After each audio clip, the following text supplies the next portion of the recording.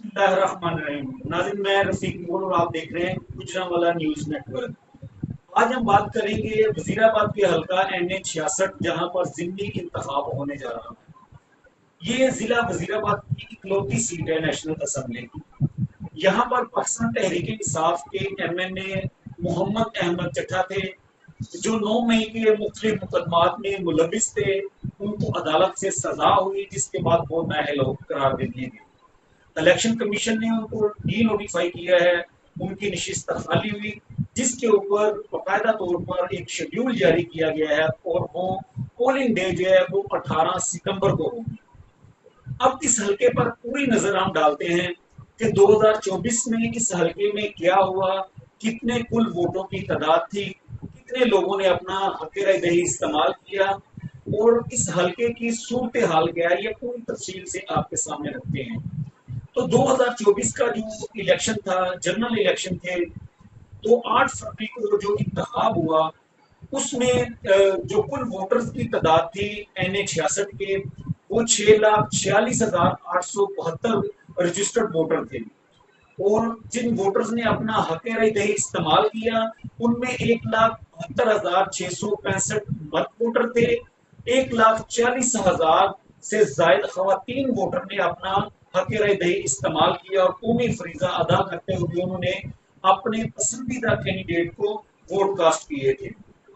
شام کو جب گنتی شروع ہوئی تو اس میں 9,249 ووٹوں کو مسترد کیا گیا اور جو درست ووٹ قرار پائے تھے وہ 3,04,000 سے زائد کل ووٹ جو ہے وہ درست قرار پائے تھے۔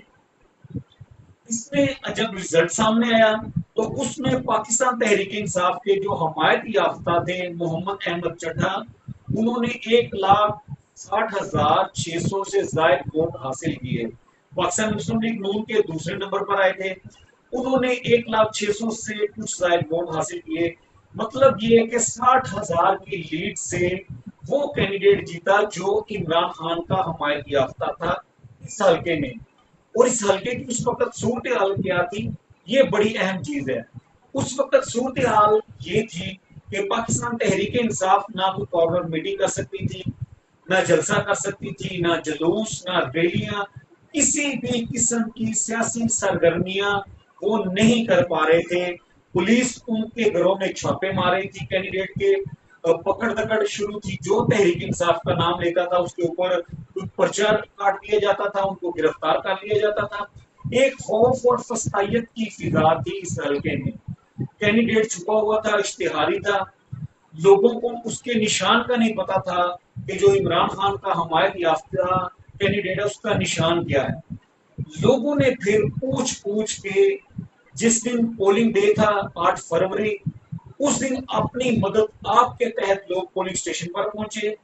لوگوں کے پاس ٹرانسپورٹ نہیں تھی، ایون کہ یہاں پر پولنگ اسٹیشن میں PTI کا کوئی پولنگ ایجنٹ بھی نہیں تھا۔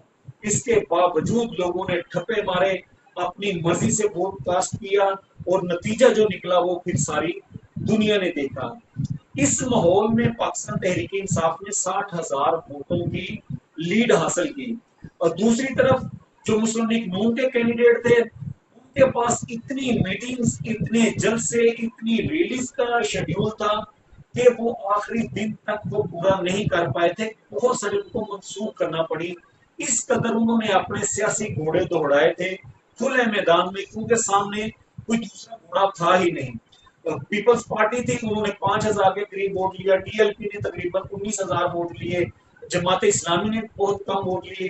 مطلب کوئی بھی کینڈیڈیٹ ان کے پاس، ان کے سامنے ٹکر کا نہیں تھا اور وہ اکیلے کمپین چلا رہے تھے اور وہ یہ سمجھ رہے تھے کہ ان کا گھوڑا سب سے آگے ہے کیونکہ ساتھ دوسرا دوڑنے والا گھوڑا کوئی بھی نہیں تھا۔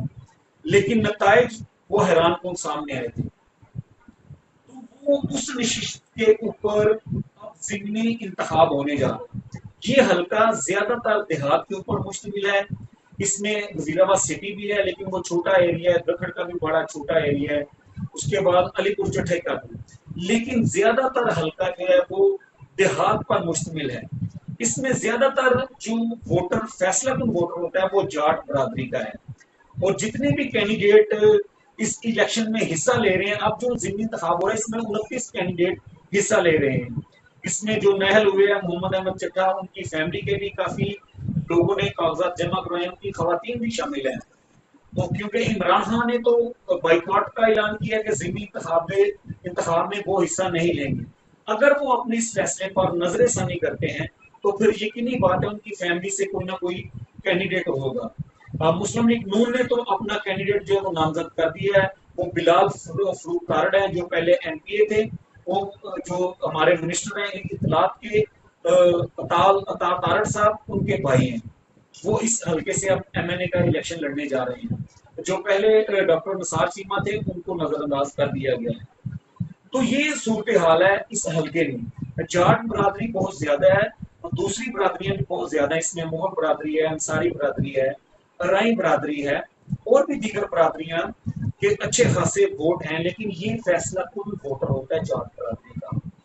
तो नाजिन, अब जो इलेक्शन होने जा रहा है इसमें तो यही लग रहा है, क्योंकि पीटी तो हिस्सा नहीं ले रही, तो नून लीग जो है वो आसानी से इंतखाब ये जीत जाएगी, क्योंकि उनके मद्दे मुकाबिल जितने भी कैंडिडेट हैं उनका इतना वोट बैंक नहीं है। पाकिस्तान जो पीपल्स पार्टी है उनका कोई वोट बैंक इधर नहीं है, टीएलपी का भी नहीं है और जमात इस्लामी का भी नहीं है। दो ही पार्टियां थी जिनका वोट बैंक था, एक तहरीक इंसाफ और दूसरी नून लीग। तहरीक इंसाफ आउट है, वो इलेक्शन नहीं लड़ने जा रहे, तो नून लीग अकेले ही इलेक्शन लड़ेगी और यकीनी बात है वो जीत भी जाएंगे अगर इमरान खान ने नजर षानी ना की। तो नाजिन, अब ये आप अंदाजा लगा सकते हैं कि 2024 का जो जनरल इलेक्शन हुआ था, यहाँ पर किस पार्टी की अक्सरियत थी, किस पार्टी का ये गढ़ था ये हल्का, और किस पार्टी को लोगों ने किस माहौल में, एक खौफ और फस्तायत के माहौल के बावजूद उन्होंने किस पार्टी को वोट दिया था। तो ये अब आपके लिए समझना मुश्किल नहीं है। नेक्स्ट आप तो जब हाजिर होंगे तो इस हल्के पर और मजीद तफसीलात से बात करेंगे कि अब इस हल्के में क्या क्या होने जा रहा है, ये तमाम चीजें आपको बताएंगे। खुदा हाफिज।